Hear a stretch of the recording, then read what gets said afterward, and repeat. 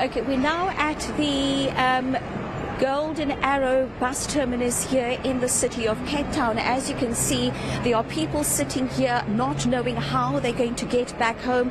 Some people were telling me earlier, and they did not want to speak on camera. They were saying that some of them work night shift. They were hoping to go back early this morning, go back home.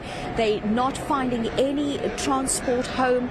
They were hoping to take a bus, but many of them going to Mitchell's Plain have said that there are no buses leaving from this bus terminus at the moment to Mitchell's Plain. But I did manage to speak to the Premier of the Western Cape, Alan Winde, early this morning, and he had a cabinet meeting, and he said during that cabinet meeting they held discussions to find out and to try and find peaceful and lasting solutions to this ongoing taxi violence. And one of the matters that came up was the Premier was saying that he's not going to hesitate to call in the army to try and help quell the violence that's taking place on the roads in Cape Town at the moment. He said that he will be speaking to the PC, the Provincial Commissioner here in the Western Cape, Tembekile, here from the police commissioner.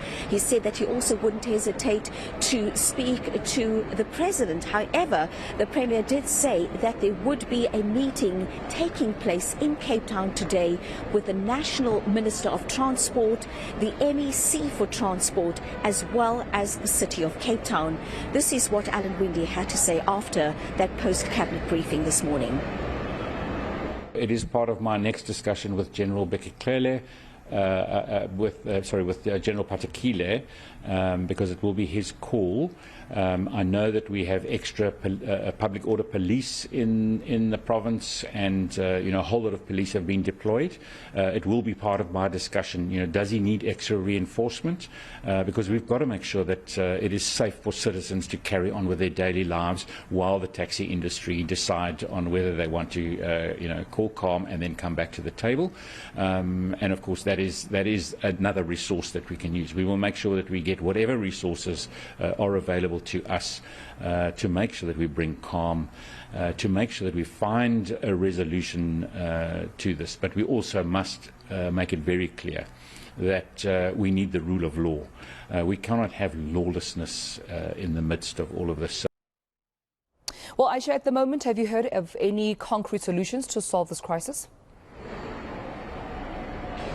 Well, I did speak to the City of Cape Town, and they say that so far 1,500 law enforcement officers have been deployed, and the 1,500 includes the members of the South African Police Service and members of the Metro Police, and of course law enforcement officers from the City of Cape Town.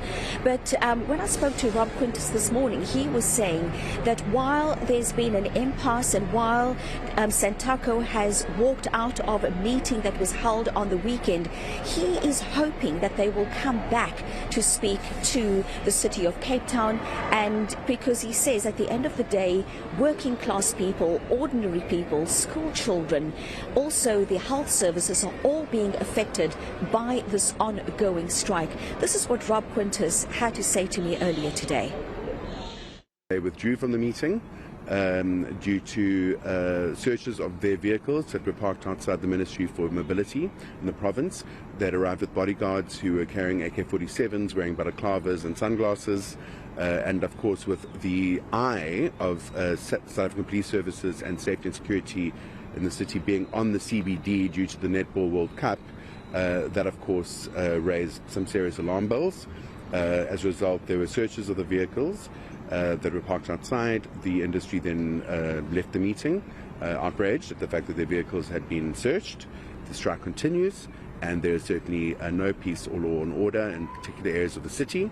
And unfortunately, there have been some fatalities, but there have also been arrests made this morning of some of the members of the taxi industry, as well as impoundments, a multitude of impoundments of vehicles off the streets, because the city and province particularly are now in a stage of zero tolerance. Thank you so much, Ayesha. That's where we'd leave it with you for now, and we'll continue to track down any developments out in the Western Cape.